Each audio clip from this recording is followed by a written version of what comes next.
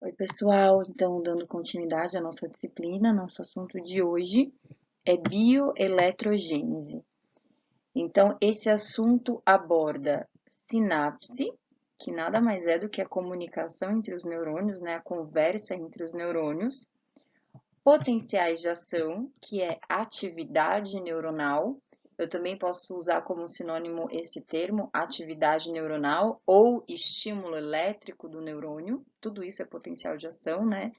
E neurotransmissores. A gente vai ver que a comunicação entre os neurônios, ou seja, a sinapse, ela é feita principalmente utilizando neurotransmissores. Eu vou mandar para vocês um texto, tá? Sobre os principais tipos de neurotransmissores. Na aula de hoje eu vou falar de dois principais, que é GABA e glutamato, mas existem vários outros. Conforme as aulas, eu vou falando para vocês sobre os outros neurotransmissores. Por que a gente tem essa aula? Primeiro, porque os psicofármacos, eles vão influenciar nos potenciais de ação, né, na geração dos potenciais de ação pelos neurônios e também na quantidade de neurotransmissores. Ou eles vão aumentar algum neurotransmissor ou eles vão reduzir algum neurotransmissor. Conforme eu já falei para vocês várias vezes, os nossos neurônios, eles se comunicam. Um neurônio que não recebe comunicação e não faz comunicação, ou seja, um neurônio que não recebe sinapse ou não faz sinapse, ele simplesmente morre. Essa comunicação entre os neurônios, chamada sinapse, ela ocorre no mínimo entre dois neurônios. Mas também já falei isso para vocês, né? A gente tem 80 bilhões de neurônios, mais ou menos, no nosso sistema nervoso central. Então, é claro que um neurônio se comunica com vários outros e também recebe sinapse de vários outros. Sempre quando eu explico entre dois neurônios, só porque é mais fácil, né? É mais didático. Bom, nessa conversa neuronal, então, temos no mínimo dois neurônios. Um neurônio que faz a comunicação, que envia uma mensagem, um neurônio que faz a sinapse, que eu chamo de neurônio pré-sináptico, que no caso é esse aqui que eu apontei com a seta. E um outro neurônio que recebe o sinal. E aí, este outro neurônio eu chamo de neurônio pós-sináptico. Então, eu sempre tenho um neurônio pré-sináptico e um neurônio pós-sináptico. No mínimo, um neurônio pré, né? Mas eu posso ter até 150 mil neurônios pré-sinápticos. Existem dois tipos de sinapses no nosso sistema nervoso central. Uma que é a sinapse elétrica e outra é a sinapse química. No nosso caso, a gente não vai estudar a sinapse elétrica porque não tem nenhum neurotransmissor envolvido, nenhuma psicopatologia envolvida e não tem nenhum fármaco que atue em sinapses elétricas. A gente vai estudar um tipo de sinapse que se chama sinapse química. Mesmo uma sinapse química, eu tenho um estímulo elétrico dos neurônios. Os alunos confundem muito isso, né? Eu tenho estímulo elétrico na sinapse química, mas então qual é a diferença entre a sinapse química e a sinapse elétrica? Numa sinapse química, necessariamente eu tenho envolvimento de neurotransmissores. Vejam que na sinapse elétrica tem esses canais aqui, ó, chamados junções comunicantes, em que o estímulo passa do neurônio pré para o neurônio pós, sem a necessidade do neurotransmissor.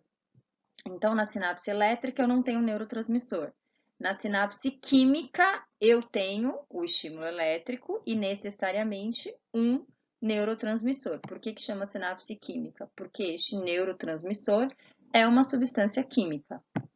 Aqui nesse slide eu trouxe para vocês um resumão, né, dos principais neurotransmissores que existem no nosso sistema nervoso central. Então, numa sinapse química, necessariamente eu tenho neurotransmissores e, dependendo do neurônio, tal vai ser o neurotransmissor. Eu vou mandar para vocês um artigo bem simples que explica a principal função de cada um deles. Sempre numa psicopatologia, ou a gente tem o aumento excessivo ou a redução excessiva de algum neurotransmissor.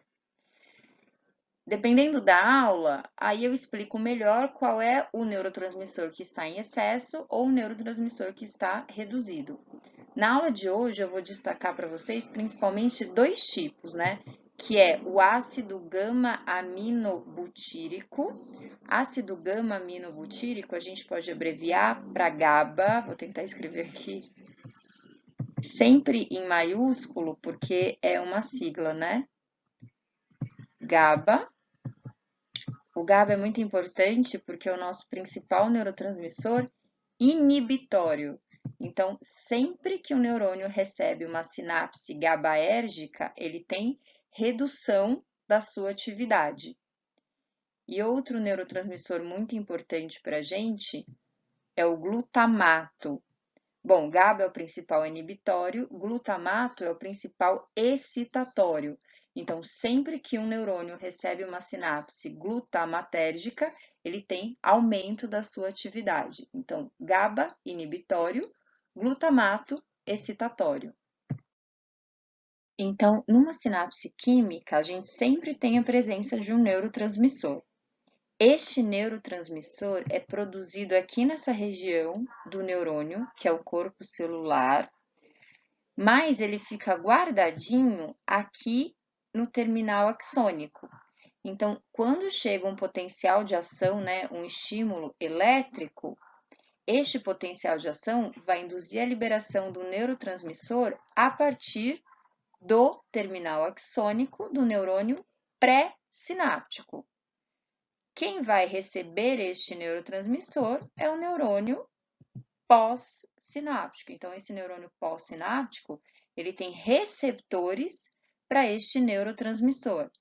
E aí, o neurônio pós-sináptico, por sua vez, quando ele recebe este neurotransmissor, agora é esse neurônio pós-sináptico que vai entrar em atividade. Então, quando ele recebe um neurotransmissor, acontece um novo potencial de ação que se propaga até lá, o terminal axônico, e agora vai induzir a liberação do neurotransmissor aqui por este neurônio, né? Então, nesse neurônio, o neurotransmissor também ficou guardado aqui no terminal axônico.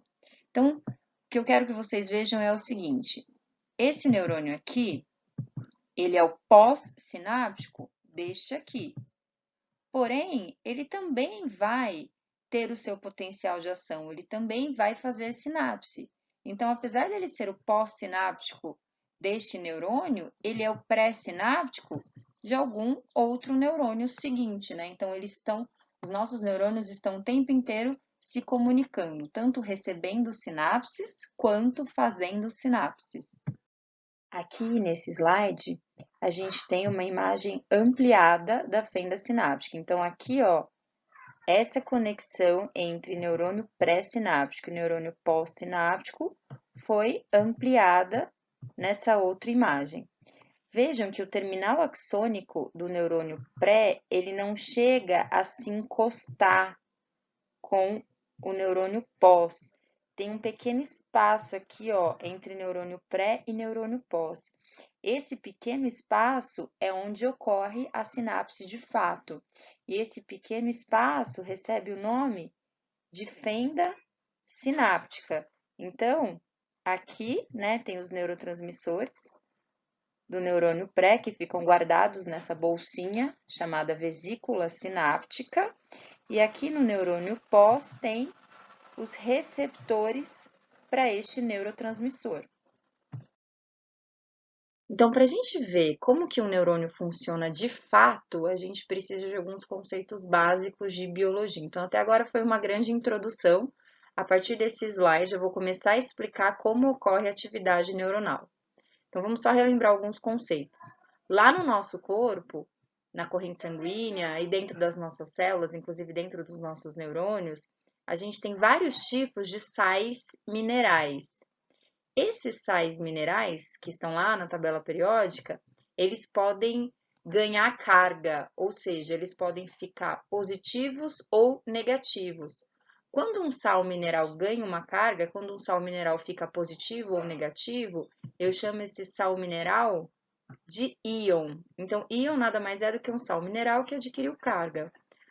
Eu quero que vocês se lembrem do íon sódio. Então, o que é um íon sódio? Sódio com carga, no caso, carga positivo.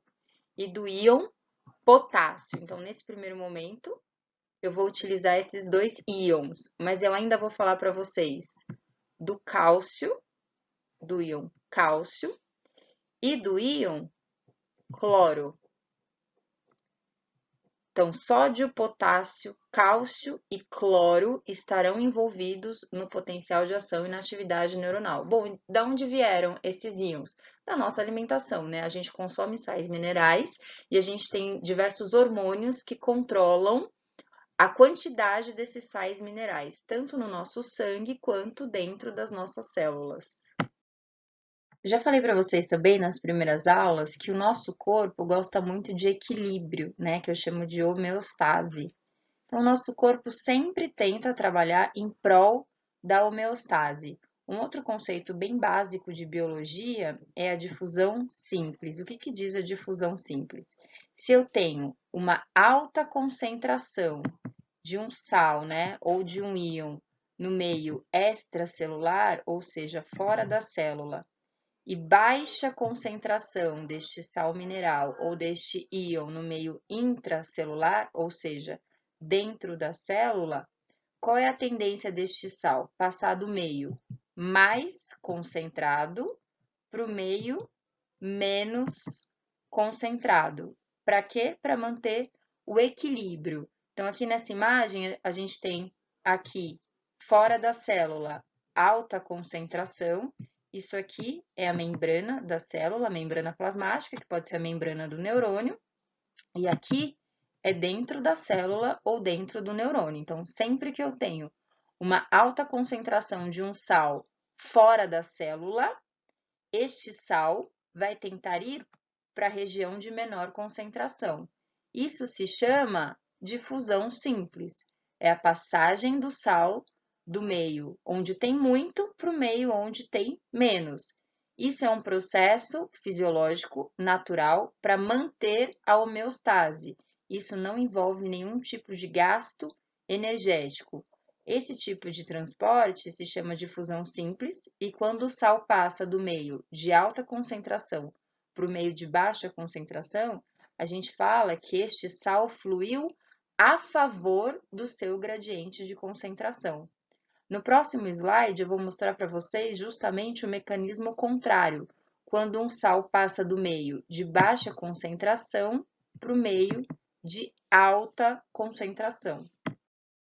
Então, o transporte ativo, ele é basicamente o contrário do que eu acabei de explicar, que é o transporte passivo. Então, a gente viu que no transporte passivo, o sal passa do meio mais concentrado para o meio menos concentrado.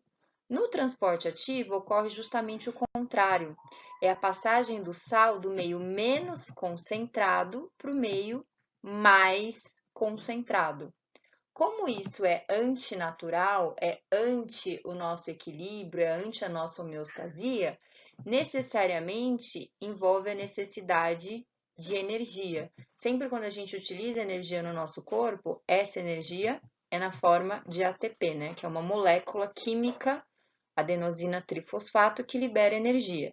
Então, basicamente, num transporte ativo, o sal ele passa do meio menos concentrado para o meio mais concentrado. E aí eu falo que o sal flui contra o seu gradiente de concentração.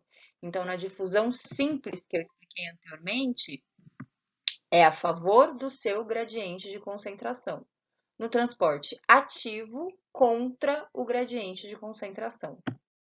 Para a gente entender como é que o neurônio funciona, ou seja, atividade neuronal, antes a gente precisa entender como se comporta um neurônio em repouso.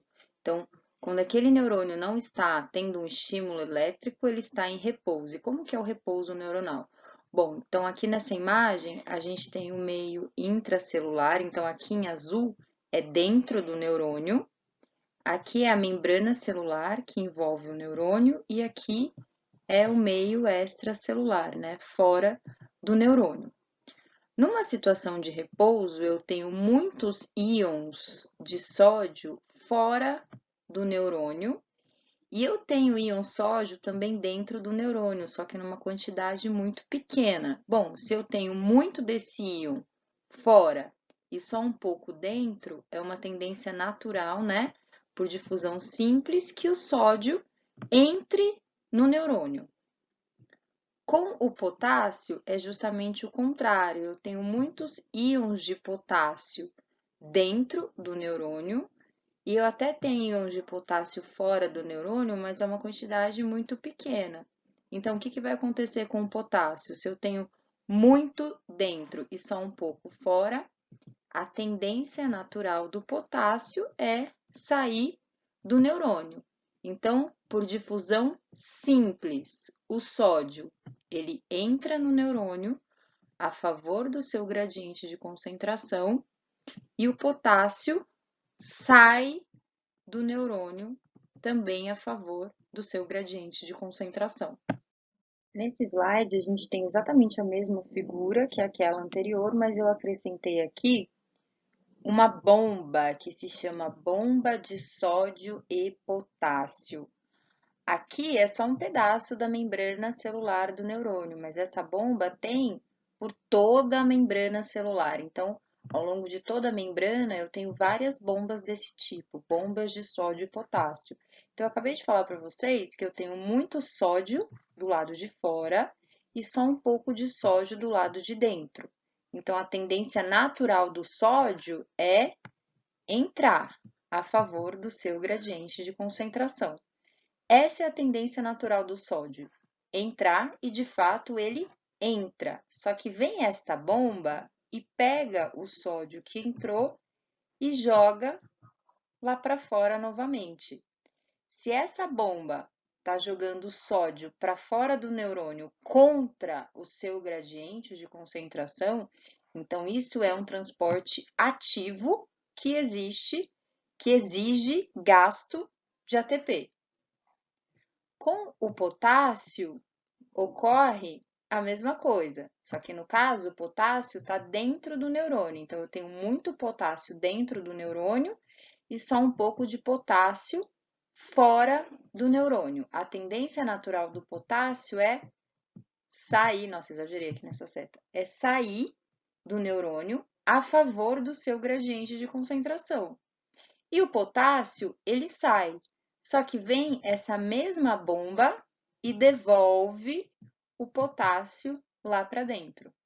Dessa vez, contra o seu gradiente de concentração. Então, vamos voltar. Eu tenho muito sódio do lado de fora.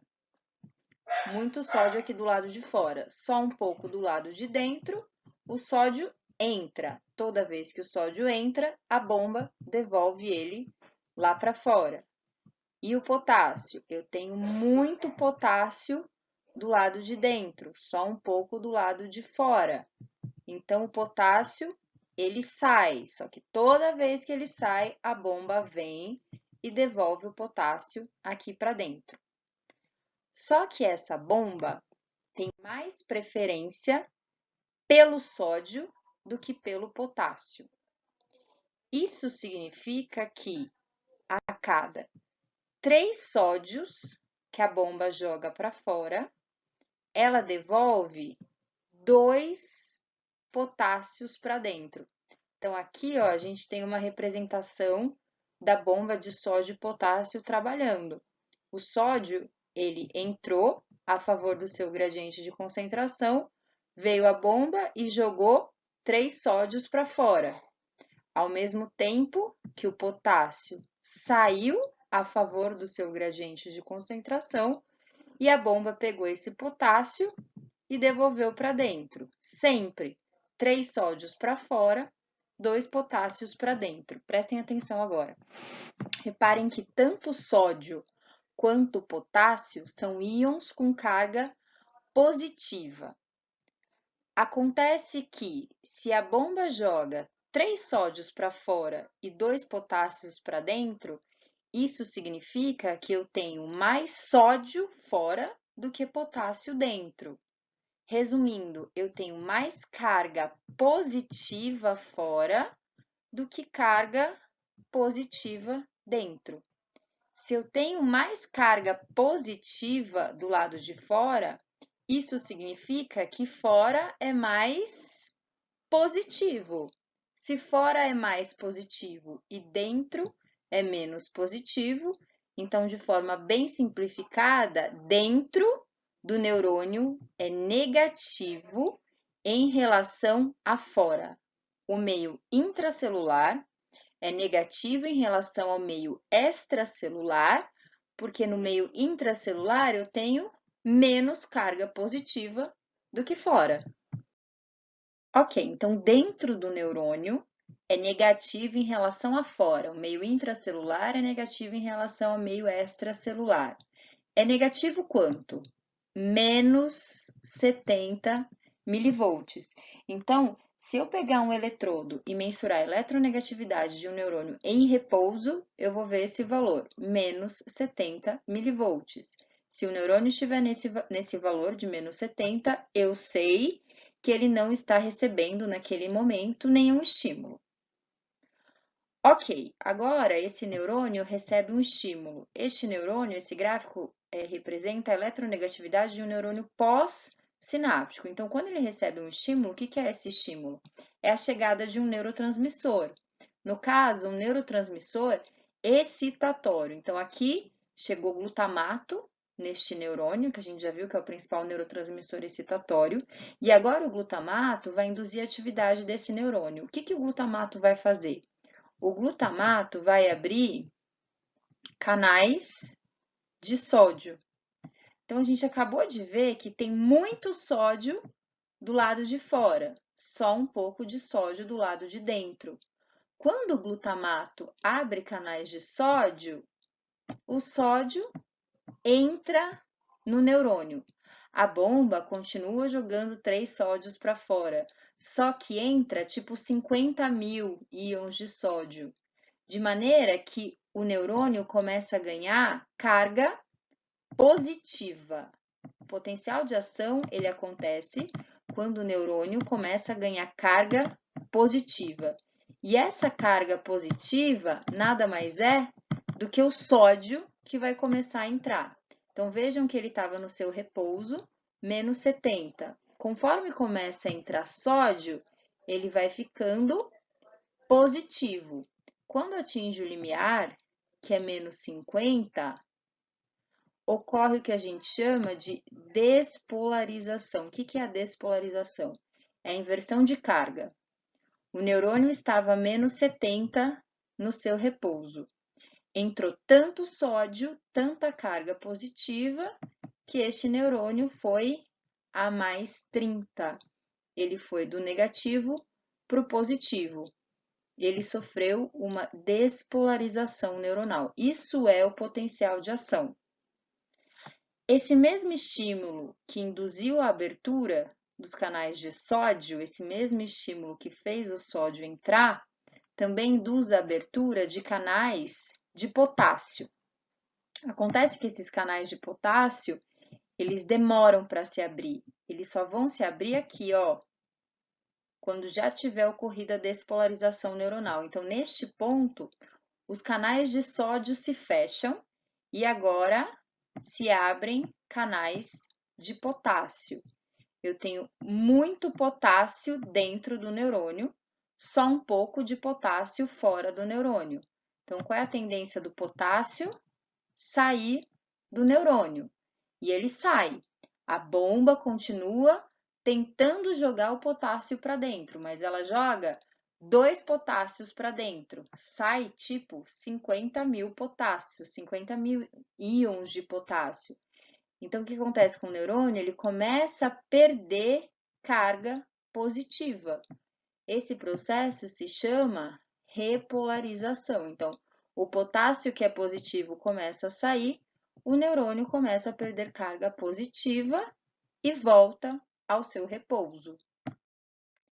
Isso que eu acabei de explicar para vocês nada mais é que um potencial de ação, um estímulo elétrico. Então, eu tenho a inversão de carga de menos 70 para mais 30. Essa primeira fase se chama despolarização neuronal e ocorre graças à entrada do sódio. Na segunda fase, quando o neurônio volta para o seu repouso, eu tenho a repolarização neuronal, que nada mais é do que a saída do potássio. Aqui nessa animação, a gente tem um gráfico bem simples, né? Então, aqui é a voltagem dentro do neurônio, e aí aqui é uma ilustração, né? Do meio intracelular e do meio extracelular. Conforme o neurônio vai ganhando carga positiva, ou seja, conforme vão entrando íons de sódio, vai ocorrendo a despolarização neuronal. Só uma questão de nomenclatura. Quando o neurônio está aqui no seu repouso a menos 70, eu falo que ele está polarizado. Quando ele passa de menos 70 a mais 30, bom, negativo é polarizado, quando ele começa a ficar positivo, por isso eu chamo despolarização. Então, a menos 70, polarizado, começa a ficar positivo, despolarização. Conforme ele vai voltando a ficar polarizado, ou seja, conforme ele vai voltando a ficar negativo, eu falo repolarização. Uma coisa muito importante, para que ocorra o potencial de ação, necessariamente o neurônio ele tem que atingir o limiar, que é menos 50. Se for um estímulo muito fraco, vai entrar sódio aqui no neurônio, mas esse sódio não vai ser o suficiente para atingir esse limiar, menos 50. Quando não atinge o limiar, o potencial de ação ele simplesmente não ocorre, tá? Então, para ter um potencial de ação, necessariamente precisa ser um estímulo forte o suficiente para atingir o limiar menos 50. Alguns psicofármacos, principalmente os que potencializam GABA, que é o neurotransmissor inibitório, eles reduzem esse potencial de repouso. Então, o potencial de repouso é menos 70, eles levam o potencial de repouso lá para menos 80 ou menos 90. Então, vocês concordam que agora está mais longe do limiar? Estando mais longe do limiar, fica muito mais difícil do neurônio ser ativado. Vamos supor que esse neurônio aqui seja um pós-sináptico de uma neurotransmissão GABAérgica. Então, agora a gente está falando de um neurotransmissor inibitório. Em uma neurotransmissão inibitória, a gente não tem a despolarização neuronal, né? Porque se despolarização é atividade neuronal e este neurônio agora está recebendo um neurotransmissor inibitório, portanto, ele não tem a despolarização. Como que ocorre a atividade inibitória? Então, se esse neurônio é um pós-sináptico de GABA, quando o GABA chega aqui nesse neurônio, o GABA não vai abrir canais de sódio.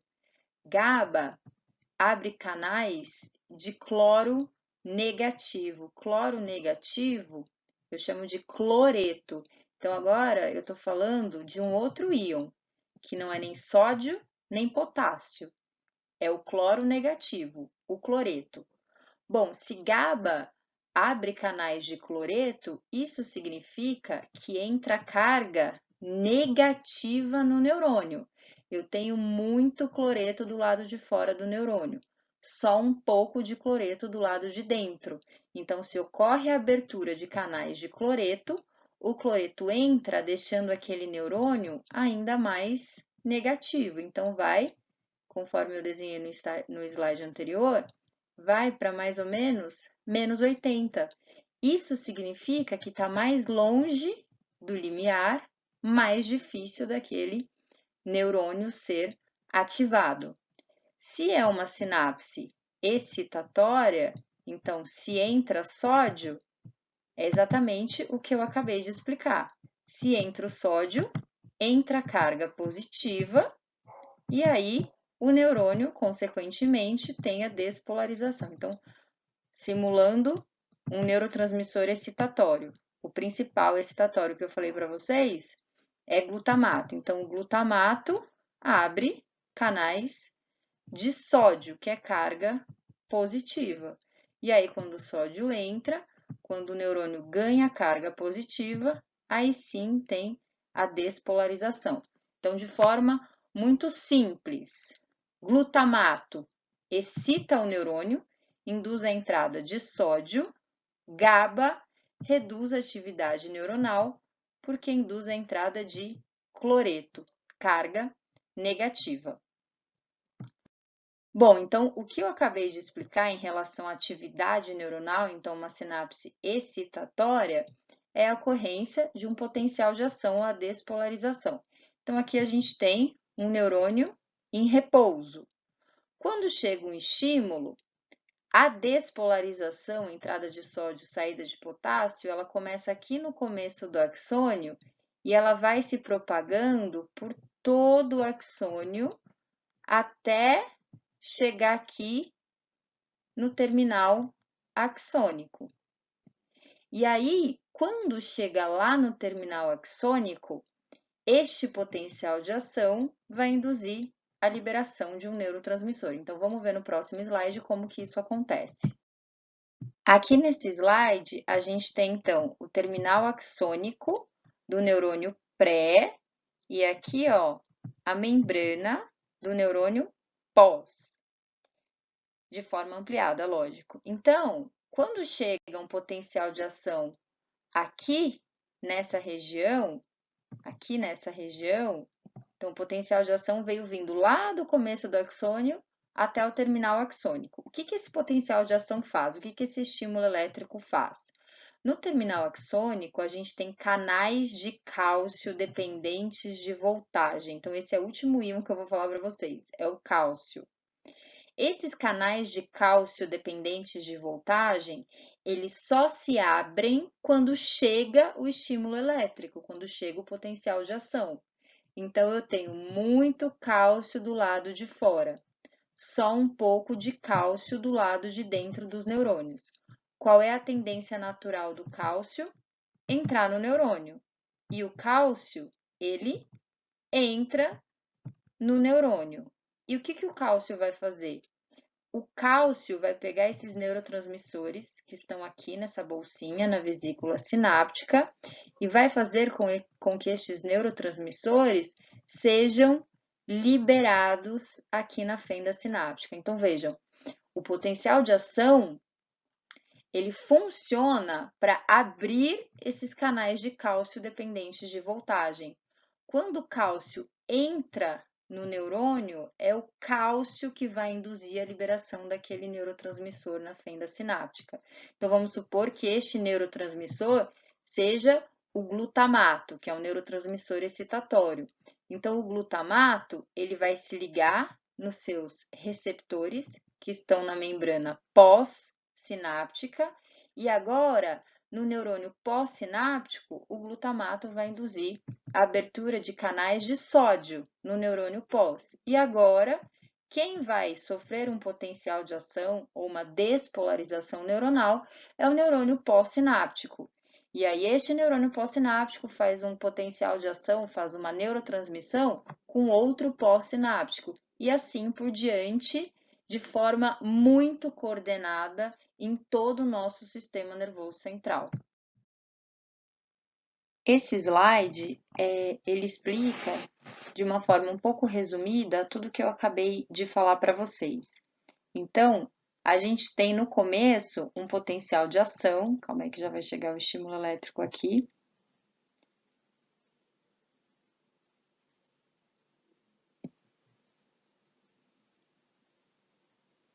A gente tem um potencial de ação que chegou e abriu canais de cálcio. O cálcio entrou e induziu a liberação dos neurotransmissores aqui para a fenda sináptica. O neurotransmissor interagiu com o neurônio pós-sináptico e abriu canais de sódio. E aí agora eu tenho um novo potencial de ação a partir do neurônio pós-sináptico. Após uma sinapse, após a liberação do potencial de ação e interação com seu receptor, o neurotransmissor que estava aqui na fenda sináptica, ele vai sair daqui, Essa neurotransmissão não vai acontecer para sempre. Esse neurotransmissor vai sair daqui e a neurotransmissão vai ser interrompida. Então, existem 3 formas dessa neurotransmissão ser interrompida. Uma das formas é a degradação deste neurotransmissor por enzimas. Então, vem aqui uma enzima na fenda sináptica e simplesmente destrói este neurotransmissor, e aí a neurotransmissão é interrompida. Uma outra forma possível é a remoção desse neurotransmissor por células da glia. Então, a gente viu aula passada que a glia é o segundo tipo celular do sistema nervoso central. E essas células são células de apoio à atividade neuronal. Então, simplesmente vem uma célula glial aqui e remove este neurônio da fenda sináptica, e depois ele vai ser destruído por enzimas. Mas uma forma muito importante de induzir a interrupção da atividade neuronal é o que a gente chama de recaptação do neurotransmissor. E eu quero que vocês prestem muita atenção nesse mecanismo de recaptação, porque muitos fármacos utilizam este mecanismo. Então vamos lá, aqui eu tenho um neurotransmissor. Este neurotransmissor foi liberado para a fenda.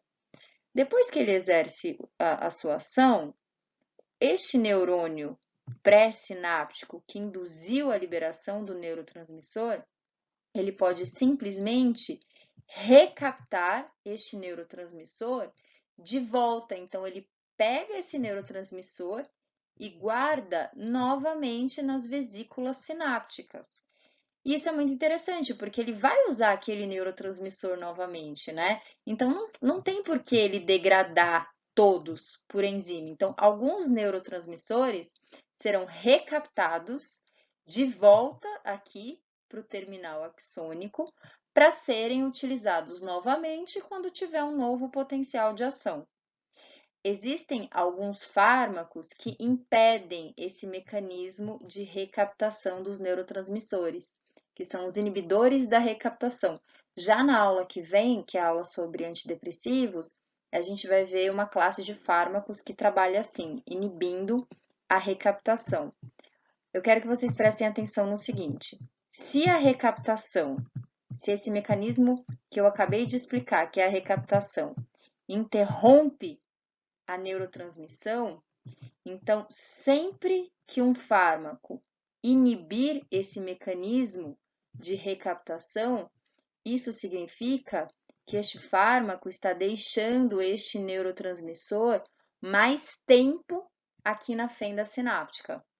Então, se esse neurotransmissor estiver mais tempo na fenda sináptica, isso significa que eu estou aumentando a atividade deste neurotransmissor. Os alunos confundem muito essa questão justamente por causa da palavra inibidores da recaptação. Quando eu falo inibidores da recaptação, parece que inibe a atividade do neurotransmissor. Mas vejam que inibindo a recaptação, impedindo que este neurotransmissor volte para o seu terminal axônico, na verdade, eu estou aumentando a atividade deste neurotransmissor. Aqui nessa tabela eu coloquei para vocês, de forma muito resumida, qual é o papel de cada íon na atividade neuronal, né, ou na sinapse. Então, aqui, qual é a função do sódio? O sódio vai induzir a despolarização neuronal, ou seja, a inversão de carga. A entrada do sódio induz a despolarização neuronal e o potássio, a saída do potássio induz a repolarização neuronal. Quando este neurônio recebe uma sinapse inibitória, então não se abrem nem canais de sódio, nem canais de potássio. Aí eu tenho abertura de canais de cloreto, né? Cloro negativo. Quando o neurônio tem redução do seu potencial de membrana, então a gente viu que o potencial de membrana, o potencial de repouso, é menos 70. Se entra uma carga negativa, esse repouso tem redução do seu potencial de membrana, vai para menos 80 ou menos 90, né? Quem faz isso é GABA, porque GABA abre canais de cloreto. Quando isso acontece, a gente fala que o neurônio está hiperpolarizado. Então, se o repouso menos 70 é polarizado, abaixo do repouso, menos 80, é hiperpolarizado. Então, GABA, que abre canais de cloreto, induz a hiperpolarização neuronal. E lá no terminal axônico, para a liberação do neurotransmissor, é necessária a entrada do íon cálcio.